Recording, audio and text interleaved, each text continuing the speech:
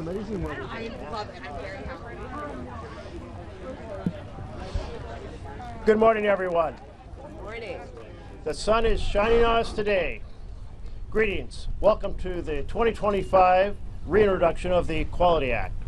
We're here today to fight for equality, to fight for opportunity, to fight for freedom, because freedom is the right to participate fully in every aspect of our national life. Freedom is the right to live as your authentic self without fear of harassment or discrimination or violence. Freedom is the right to be treated as equal with all other Americans. But right now we're witnessing a contraction of freedom and opportunity. More than 850 anti-LGBTQ plus bills have been filed in state legislatures this year. That is a record, and we're only in April. Since day one of this administration, our authoritarian president and his lackeys have been trying to erase and endanger LGBTQ plus Americans by greenlighting discrimination against the entire community in critical aspects of daily life, from healthcare to housing, with particularly vicious attacks on transgender Americans, from preventing access to identity documents that reflect their gender identity, to expelling them from the military, where they provide invaluable service to our national security. No one should be discriminated against because of who they are or whom they love. That is why we must pass the Equality Act. The Equality Act tells our LGBTQ plus people across the country, you are not alone. This is your country too, and you have the right to fully participate in our national life. The Equality Act says to our LGBTQ plus youth, we will stand with you and we will fight to end the prejudice, to end the discrimination, end the bullying, so that you have the full opportunity to thrive. The Equality Act tells the world, we will not tolerate discrimination based on sexual orientation or gender identity in employment, in education, in housing or financial contracts, in mortgages, in jury duty, in restaurants, in libraries, in public accommodations. We will not tolerate discrimination in any part of American society. America's future belongs to everyone equally. All of us here today are standing shoulder to shoulder with our amazing Senate champions, Senator Baldwin, Senator Booker, Leader Schumer, our outstanding House champions, Representative Takano, Representative Papus, Speaker Emerita Pelosi, Whip Clark, our tireless partner organizations, including the Human Rights Campaign, the Advocates for Trans Equality, and many others. We are here today to say, simply and forcefully, discrimination is wrong, equality and opportunity are right. And we will not stop until all LGBTQ plus Americans are treated as persons equal in dignity, equal in promise, and equal under the law. Thank you. I'll turn the podium now over to Congressman Takano, who chairs the Equality Caucus, who has been an outstanding leader in this movement and great partner in bringing this bill forward. Thank you. Well, thank you. Thank you, Senator Merkley, for your long-standing advocacy of the Equality Act in the Senate as the lead in the Senate. So I'm Congressman Mark Takano. I'm a proud gay man and chair of the Congressional Equality Caucus. And I'm honored to be joined today by my fellow LGBTQ plus members of Congress, Senator Baldwin, Congressman Papus, and actually Mike Quigley was one of our Equality Caucus members, and also with the steadfast allies who have stood shoulder to shoulder with us in the fight for equality. Leader Schumer, Whip Clark, Speaker Emerita Pelosi, and I've already mentioned Senator Booker, Senator Merkley, and Senator Booker. Under the leadership of Speaker Emerita Nancy Pelosi, this bill, the Equality Act, passed twice through the House of Representatives. And I'm expecting her shortly, but her presence with us today at this movement is bigger than any one of us. Today we introduce the Equality Act not just as a bill, but as a declaration that freedom, dignity, and opportunity must belong to all Americans. That is the promise of the Equality Act, full humanity under the law. Right now, the fear in our community is deep, and it is palpable. The waves of attacks on LGBTQ plus Americans, LGBTQI plus Americans, have swept from state legislatures into the chambers of Congress and the White House. We are facing the most anti-LGBTQI plus presidential administration in recent history. And for that reason, we demand that our existence be not just recognized, but protected. We demand not just the right to survive, but to thrive. We demand the same right as any other American to live freely in this country without being forced to justify our existence or prove our worth. Now more than ever, LGBTQI plus Americans need our fundamental civil rights codified into law.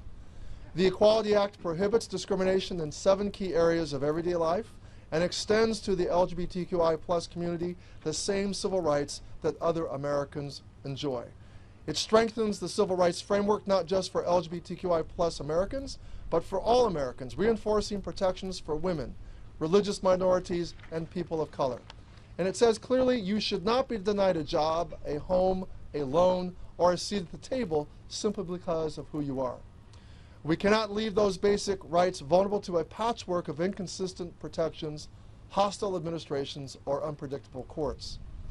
Now, I know the sting of discrimination. I have lived it.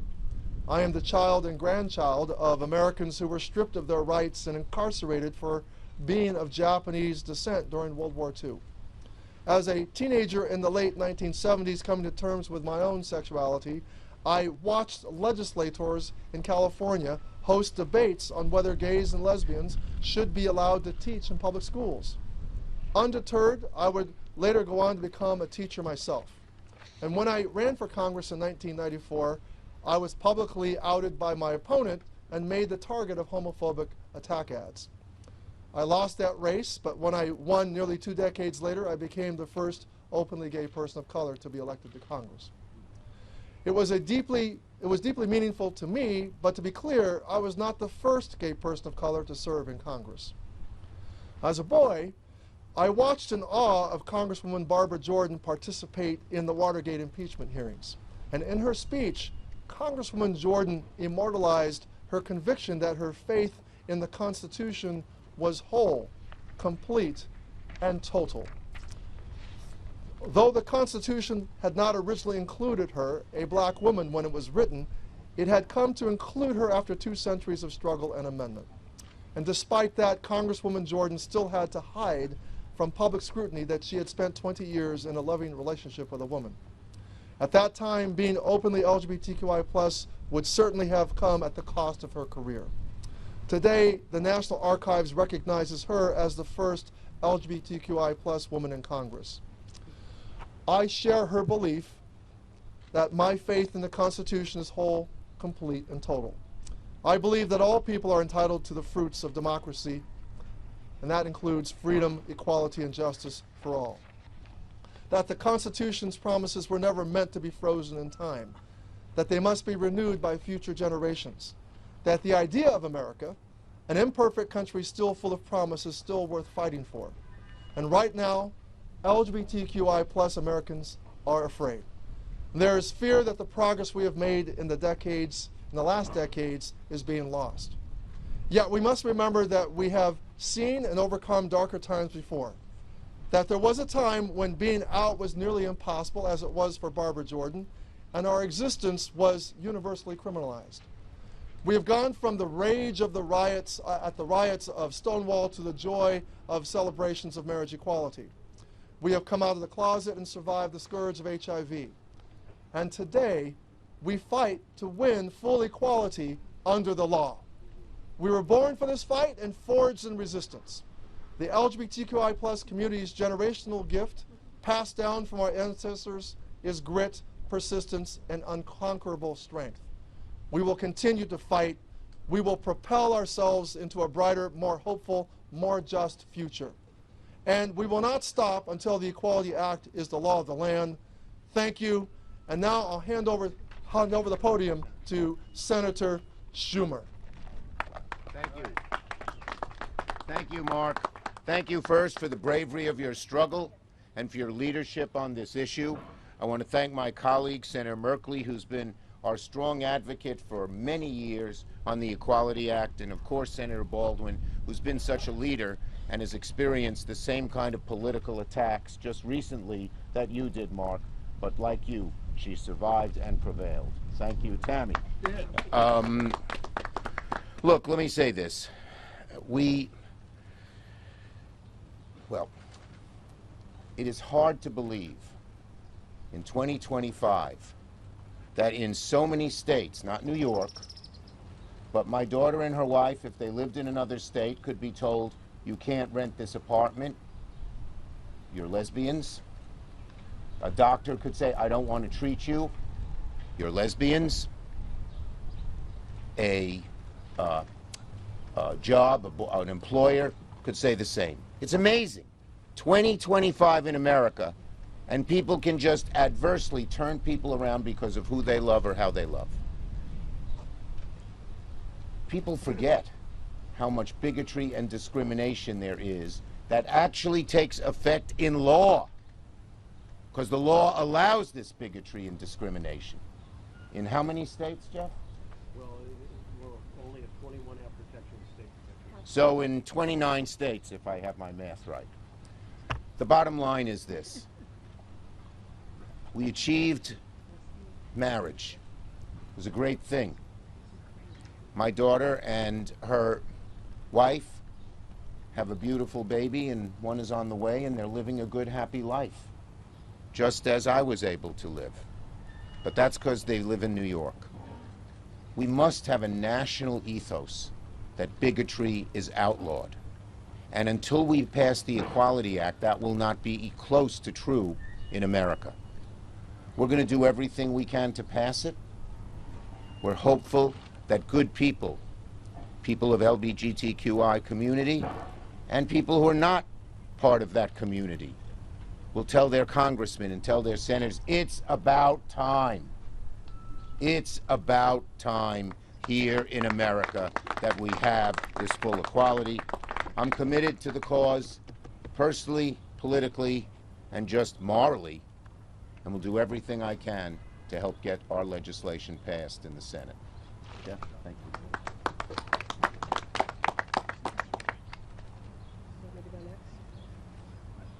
We'll have Tammy and then I'll have you.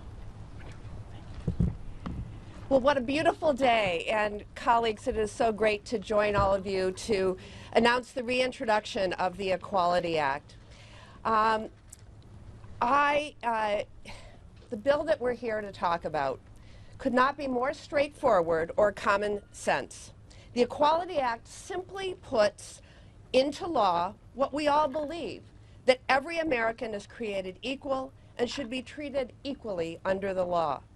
This is a tenet of our nation's founding, and something that I know and my constituents take seriously. But as we all know, for far too many LGBTQ Americans in states across the country, equality is not the reality.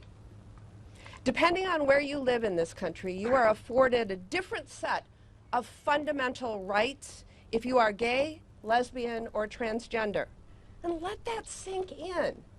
It's a patchwork of rights and protections depending on who you are and who you love. Will you be protected from being discriminated against by a bad landlord when you try to rent a house?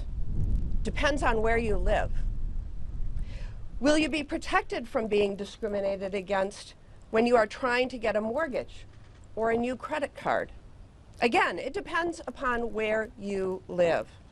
The list of these basic rights that some people have and some people don't goes on and on.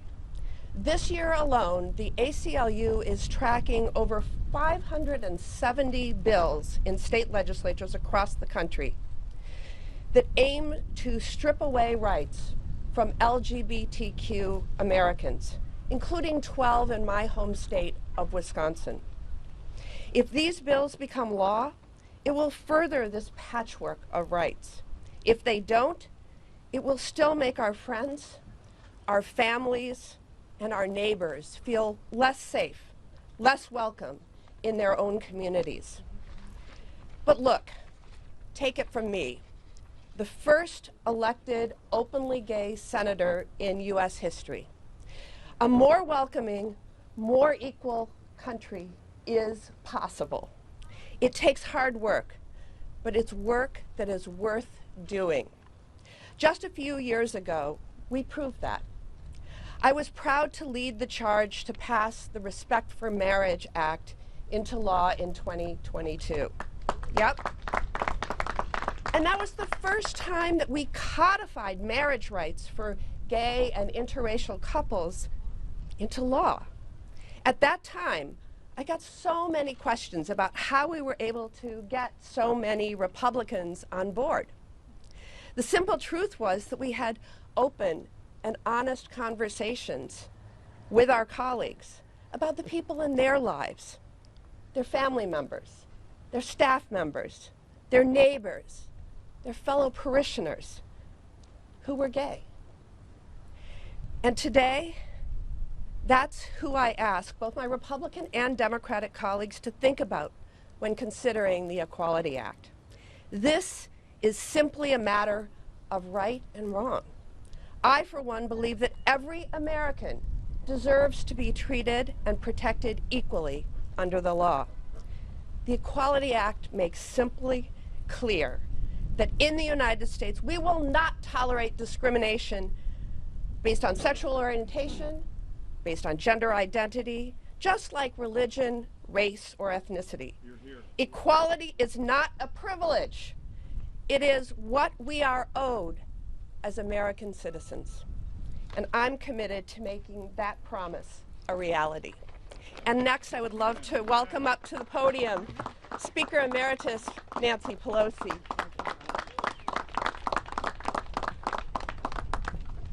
I join in applauding Tammy Duckworth and, Tammy Baldwin. Tammy Duckworth, too. Tammy Baldwin. When Tammy came to the Congress, she was the first lesbian to serve in the House of Representatives. And when she arrived, everybody knew how she became the first because of her knowledge, her wisdom, her values, and in every way, her graciousness. And we're so proud of you, and we continue to be so proud of you, Tammy. I visited her in her district as a congresswoman and can see how she related to the farmers as well as the people in the city. Let me just say that I associate myself with everything that has been said about the need for this, and I just want to tell a little different perspective. And Jeff Merkley, thank you for your leadership, and I'll talk about when we had our first press conference on this. But first I want to acknowledge Sarah McBride, our member of Congress from Delaware, and she's a pioneer in Congress as well. And as you all know, Dina Titus has been a champion on these issues from Nevada over time. So here's the thing. Well, hearing Chuck speak about his daughter, I remember when Allison was born. So to hear him talk about her with such pride in her marriage, her baby, and her babies, another baby to come, is an emotional thing for me. But just think of how valuable that is to us in this cause. Mark Takano, I heard your speech as I was coming. Our great leader, the whip, the House Democratic whip, Catherine Clark, is now with us as well. So here's the thing. Go back a few years, and when Tammy was speaking, she was talking about how to get the votes and the mobilization involvement. But go back a few years. We had 4 things we were going to do. 4 things we were going to do. We're going to have a fully inclusive hate crimes act. We're going to have ENDA, ending discrimination in the workplace. We were going to have marriage when that became a court issue too. And we had a number of things, including the repeal of Don't Ask, Don't Tell. In the course of that, folks said, why are we doing ENDA? Why are we doing ending discrimination in the workplace? Let's do the whole kit and caboodle, hence the Equality Act. It was a challenge because it involved the Civil Rights Act and the rest, and those who were very protective of it, and rightfully so because of certain things that go on around here that we didn't want to interfere with what protections were already in the law. But John Lewis, remember Senator Merkel? He stood with us, right, Mark? He stood with us at that first press conference. He said to the Black Caucus, it's long overdue. The time is now. We cannot wait. This is it. And that was such a remarkable, okay, right, Mark? It was such a remarkable occasion. So we went from ENDA to equality in every aspect, and that's exactly what we should have done. So I just wanted to put it in perspective for you. When we were going along with ENDA, the groups outside said to us, don't do ENDA, don't ask, don't tell. So again, I take great pride in the fact that my last bill as speaker the first time around was the repeal of Don't Ask, Don't Tell, and we were so proud because of the outside mobilization. So I want to salute our friends from the outside because this is, I know you'll be hearing from Jay Brown and Olivia Hunt, but the outside mobilization made all the difference, as Tammy described in her comments. That made all the difference in the world, telling people's experience with their own families and just the support that grew and grew and grew. So hopefully, springing from this introduction, let me just say, Senator Merkley has been such a champion, relentless, persistent, constant on all of this, and I salute you for your leadership and always look to you for guidance on this, on other issues as well. So, so that's why I'm here again to say, let's get it done. I don't know what the prospects are now, but I do know that we're going to win the House. I know we're going to win the House, hopefully the Senate. We're going to win in a short period of time. It will be clear to them, and maybe they'll be more receptive to doing what the right thing is. Now, the next speaker that I'm going to yield to spoke on the floor for, what, 20, let me read to get it exactly right. 20, how long was it, Congressman? 25 hours. I had the record in the House for over 8 hours. Of course, I had on spike heels, and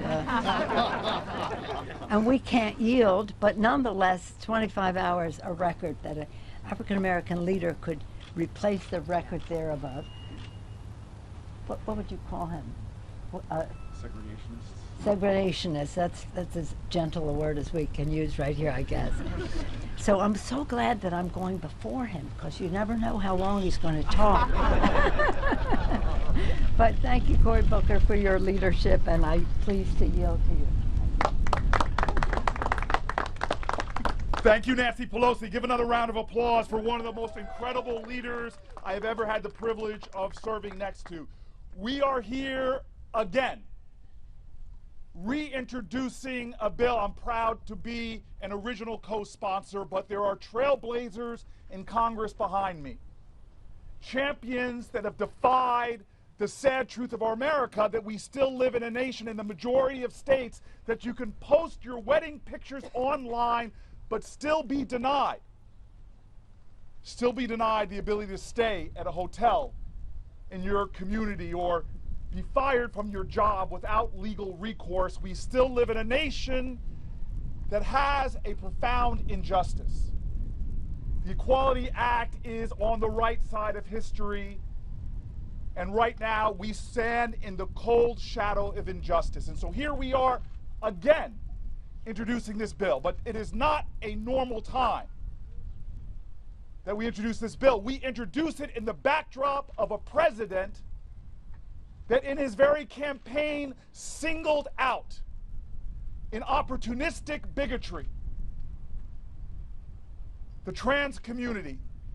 We stand here in the backdrop of a time that LGBTQ Americans are being targeted and singled out for heaped upon more injustice. This is not a normal time in which we are standing up and yet again reintroducing a bill with moral urgency. I've been thinking a lot about my own rights recently, because you cannot attack the fundamental rights of anyone without threatening the rights of everyone. I've been thinking about my own rights to walk down the street and not be disappeared by uniformed individuals and swept away. I've been thinking about my due process. I've been thinking about my free speech rights, Because when free speech is attacked anywhere in this nation, it is a threat to free speech everywhere. I've been thinking about my liberty, my ability to organize. The very rights that have been given to us in the Constitution are still not the rights that are enjoyed by everyone in our country, and certainly not the rights of the LGBT community. And so today, I want you to know we reintroduce this bill with attitude. We reintroduce this bill with swagger. We introduce this bill with confidence, because there are a lot of people who are hearing our voice right now that don't understand that they are implicated. There's no bystanders in history. When injustice is in our midst and you say nothing and you do nothing, you are part of the perpetuation of that injustice. We call upon all Americans, not just LGBTQ Americans. We call upon all Americans not just to be allies. Don't be allied only. Be implicated. Don't just be allied only. Remember our history, the horrors of our history during the Middle Passage, when one African was chained and thrown overboard. All Africans were on that boat that were chained together, were pulled under. Remember our history and the courage of men and women in the trench warfare in Europe, who saw one person go down and risk their lives to run into danger to carry that person off, understanding that we stand together or we fall together. This is one of those voices. This is one of those moments that we need your voice. And so I say in conclusion very simply this: there are Americans today that are worried,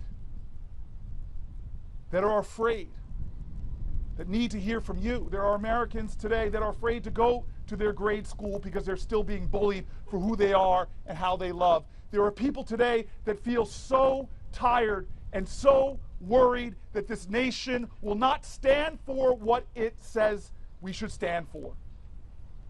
And so I say to those people that we will speak up, we will stand up, that Americans will stand up. I say to those people, remember what the good book says, that weeping will endure through the night, but joy cometh in the morning. I remind those Americans that even the truth, when crushed to the ground after lie after lie after lie, that the truth will still rise again, that this is still one nation under God, that we still swear an oath of liberty and justice for all, and that we will not stop until freedom rings from every coast in this country, that freedom reigns for every person and every soul, that freedom reigns for every American, no matter who you are, race, color, or creed, LGBTQ American or straight ally, that we declare that the arc of the moral universe is long, but it doesn't bend automatically.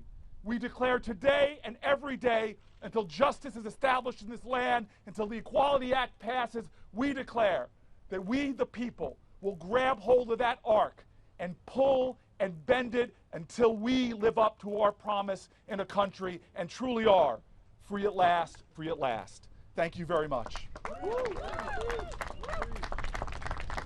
say about Catherine Clark, who's coming up next. Wasn't that remarkable? Thank you. Well, I want to say about Kathleen Clark that she is in a long tradition of extraordinary leaders. She is unbought, she is unbossed, she is tireless, indefatigable, and she is unconquered and will continue to fight for justice. I'm glad to pass it over. And I want to also say of her that she was a close ally of John Lewis in the Congress, whether it was guns or LGBTQ or whatever it was. They were partners in great things in the Congress, as well as with David Cicilline, who was the original author in the Congress of the United States. I yield to the distinguished whip of the House. Thank you so much. Thank you, Madam Speaker. Amen, Senator Booker. And I am so grateful to all my colleagues that are here. A special shout out to Senator Merkley and to our own Mark Takano, chair of the Congressional Equality Caucus. We are so grateful for your leadership on the Equality Act over in the House. So let me tell you, the Republicans' opposition to this bill tells you everything you need to know about their cruel calculation. They pick a scapegoat so they can have cover for the real agenda going on. They are vilifying a community, blaming them, and trying to erase them from our country. So you take everything from them, and then the GOP moves on to everyone else. Taking away Medicaid, Social Security, defunding our public schools and childcare, taking away control over our own bodies, and taking away the right to live as you are. They believe that safety and opportunity are not a right, but a luxury of a few. The Republicans have decided that some Americans are unworthy of freedom, unworthy of health care and housing and education and a voice because of who they are, because of what they look like, or who they've married, or how much money they have. But here's the truth that we know. The basis of the Equality Act is that freedom is a birthright of every person. And we can only defend ours if we defend everyone's. Freedom doesn't grow in a pot. It's not a container plant that you stick in a corner. It only thrives in the open, unfettered. And otherwise, it withers and dies for everyone. And that's what this fight is about.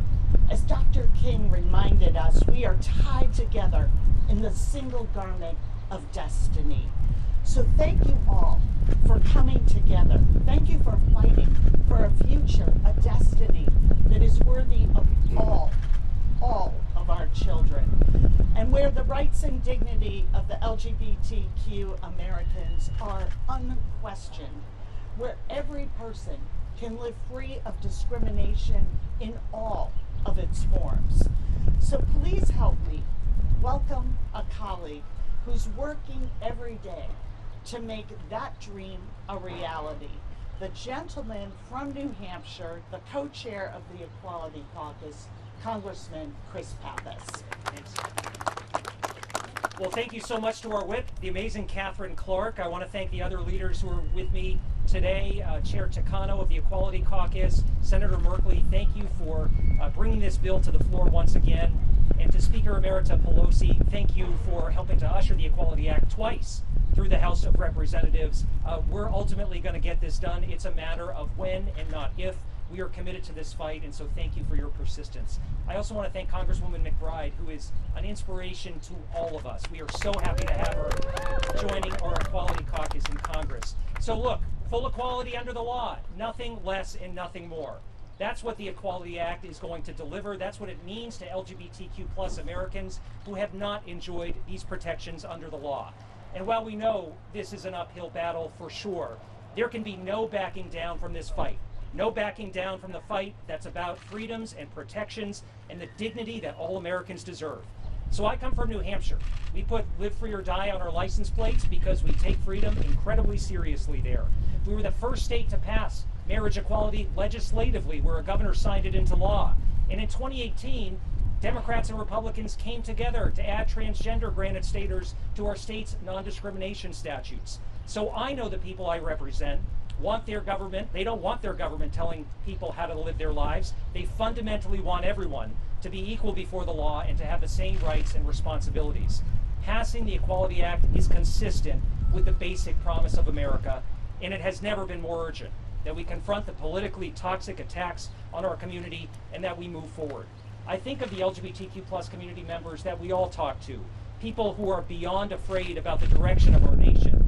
Think about the high school student who reached out to our office. He couldn't attend class for a week after the last election, despite having supportive family and friends, because he felt to his core that there wasn't a place for him in the United States of America.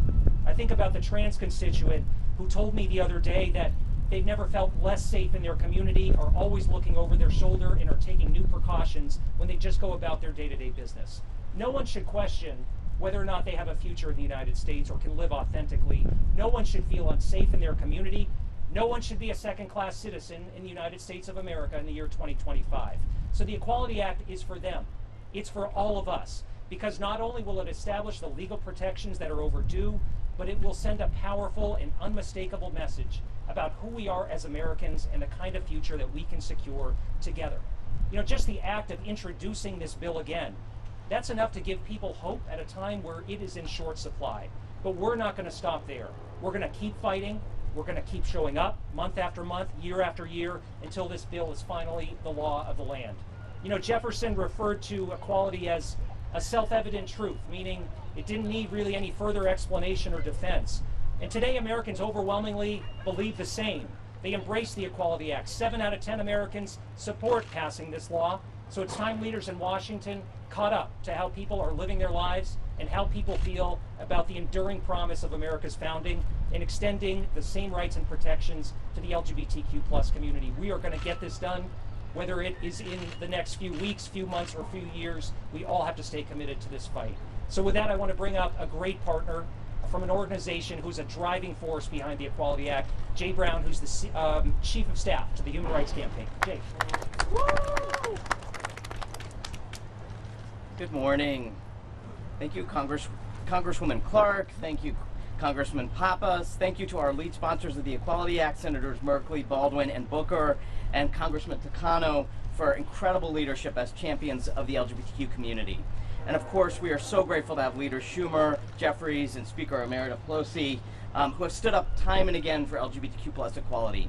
I'm Jay Brown. I'm proud to serve as the Chief of Staff of the Human Rights Campaign, and I'm here representing our more than 3 million members and supporters across the country. Today, as we announce the introduction of the Equality Act, I'm thinking about the journey that brought us here. I'm thinking about the activists who marched at Stonewall, the couples who fought for the right to marry, the trans Americans who have bravely lived their truth in the face of discrimination and violence. Their courage has paved the way for this moment. But I'm also thinking about those who still wait for justice. The young people in states where lawmakers have targeted them with harmful legislation. The same-sex couples who still face discrimination when trying to adopt children or access health care. The LGBTQ+ workers who still feel like they have to hide who they are in the workplace. We're talking about real people here. People like Carter Brown from Dallas, who was outed at work and eventually fired due to anti-transgender discrimination. And Queen Hatcher Johnson from Atlanta, whose landlord asked her to move out after she came out. In 29 states across America, LGBTQ people still lack comprehensive, explicit non-discrimination protections. This means that in more than half of our country, your ability to live, to work, to thrive can depend on whether others approve of who you are or who you love. This isn't just wrong, it's un-American. And it's why the Equality Act is so essential. But this bill does more than protect LGBTQ people. It strengthens our civil rights protections for everyone. It expands public accommodation protections for women and for people of color. It ensures that people of all faiths are protected from discrimination. The Equality Act recognizes that our struggles for justice are interconnected and our progress must be shared. At HRC, we've built the largest grassroots equality movement in history, a movement that has already made more than 30,000 calls this year to members' offices asking them to support the Equality Act.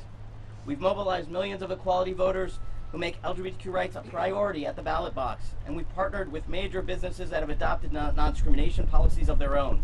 We've built coalitions with allies across the political spectrum who understand that discrimination is bad for business, bad for communities, and bad for America. So today, I'm asking all Americans to join us in this fight. Call your representatives and tell them to support the Equality Act. Share your stories, because personal stories change hearts, minds, and laws. And remember that progress isn't always linear, but it is inevitable when we stand together. And now I'm so honored to introduce my dear friend, Advocates for Trans Equality's Director of Federal Policy, Olivia Hunt.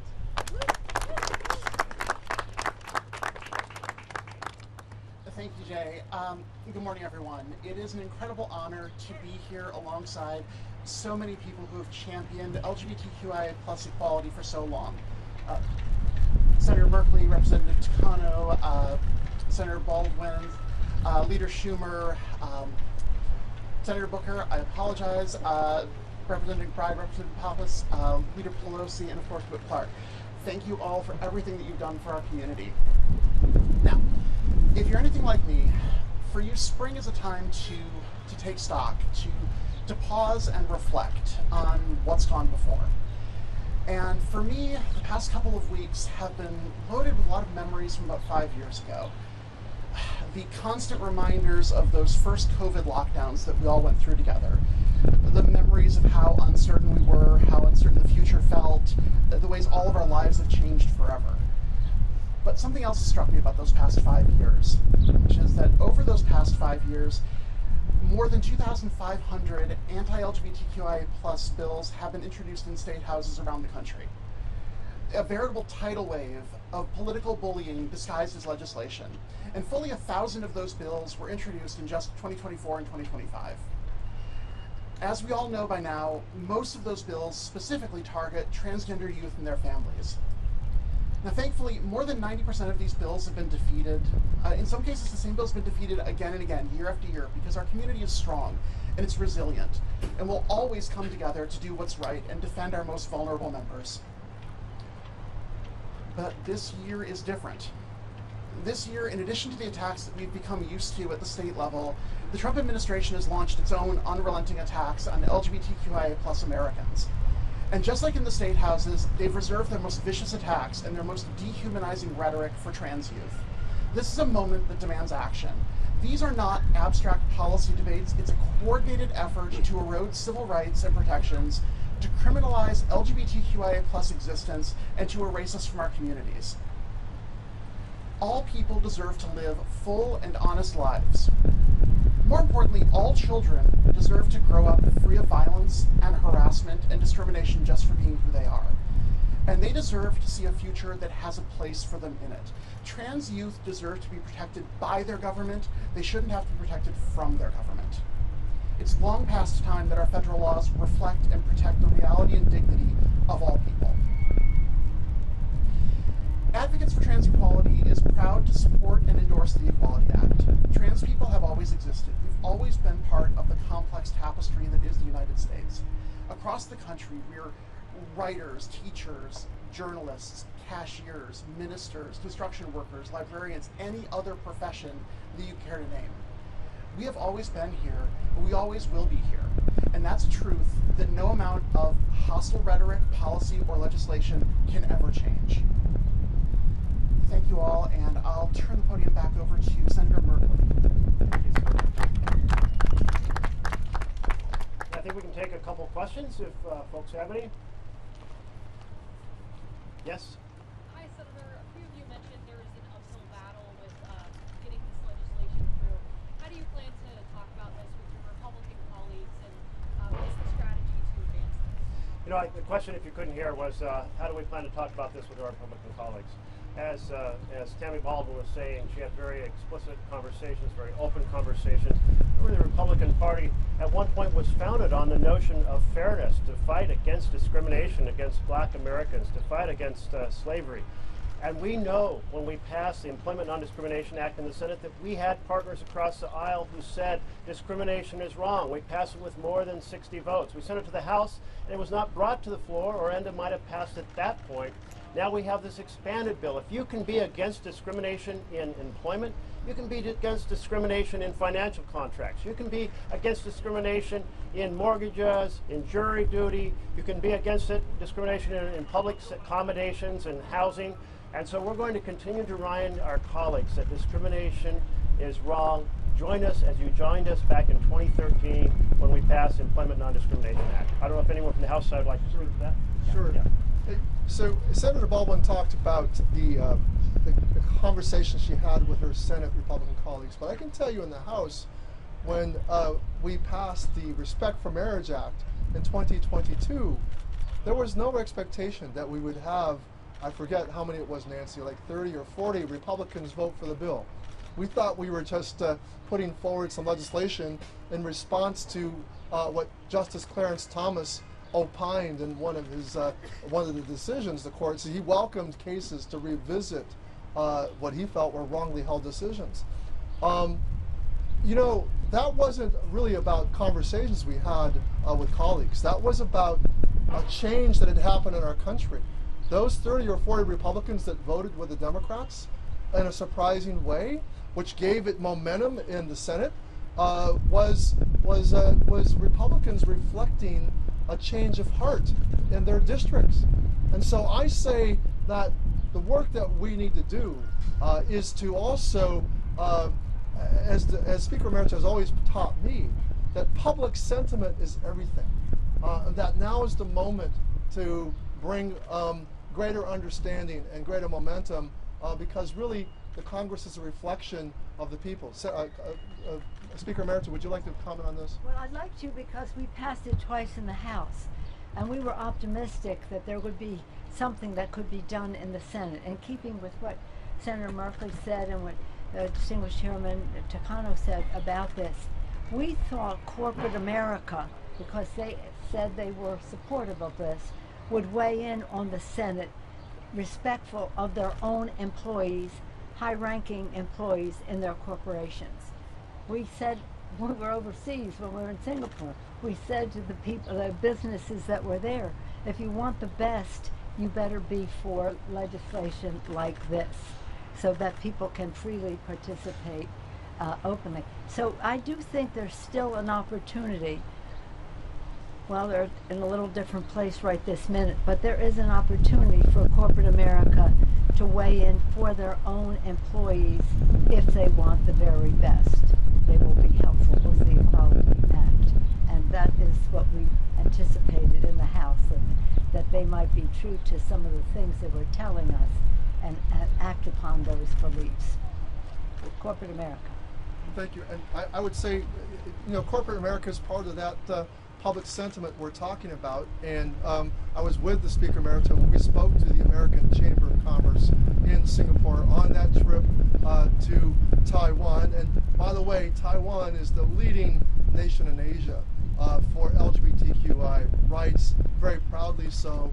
And but again, I agree with her. Corporate America is a huge voice in the advancement. So much has changed within corporate America. The vice presidents, the executives, and the very workforce is demanding equality as well. And I'd like to say, when we were in Singapore, when we went there, one of our tasks given to us by Mr. Takano was that we would advocate to change the law there, because to have a same-sex relationship was not, well, it was illegal. Unspoken but not legal in Singapore. A week after we left, they changed the law. They changed the law because corporate America wanted the very best, even in Singapore. Any other questions that we might have? Yes. Thank you so much. I wonder if anyone can speak to the decision to do this today on the President's 100th day in office? Sometimes I don't know there was a conscious decision, but look at this beautiful day. It's a beautiful day to stand up for equality, I think the president's clearly hitting a wall that Americans are saying. Many Americans are saying we didn't vote for this. Many Americans never voted for this, but many Americans, it's a great day to remind them that what is in the core of what is the right side of history, a more perfect union. This is the march toward a more perfect union. That's what most Americans believe in. And it's a great day on this 100th day to remind our administration what the right side of history is. Yes, go ahead. The balance of power in Capitol Hill has shifted a lot since the Marriage Equality Act. Do you still believe there's a path forward to the Equality Act in the current balance of power? The question was whether there's still a path forward in this particular Congress at this moment. Well, the path forward is in the conversation with communities across this nation. My Republican colleagues in the Senate are not planning to put the Equality Act on the floor as the blunt truth, but we're going to continue advancing that conversation. And I think about my daughter, who said to me when I talked to her first about the Employment Non-Discrimination Act and then about the Equality Act, and she said, "But Dad, discrimination is already illegal. Why I don't understand." And I think much of America already believes that we put discrimination in our past. We are reminding them that that is not the case. As we heard from the advocates, discrimination is alive and well. Discrimination is being encouraged by some of the leaders in the Republican Party. But we're here to say that that is wrong. And we're going to keep amplifying this conversation inside the halls of Congress with our advocates and communities all across this nation until we pass this bill.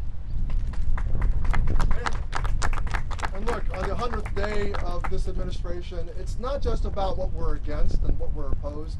This is what we're for, and this is what most Americans are for, and it's an important marker in the ground, and we need to make sure that all Americans know that we're fighting for what they believe in.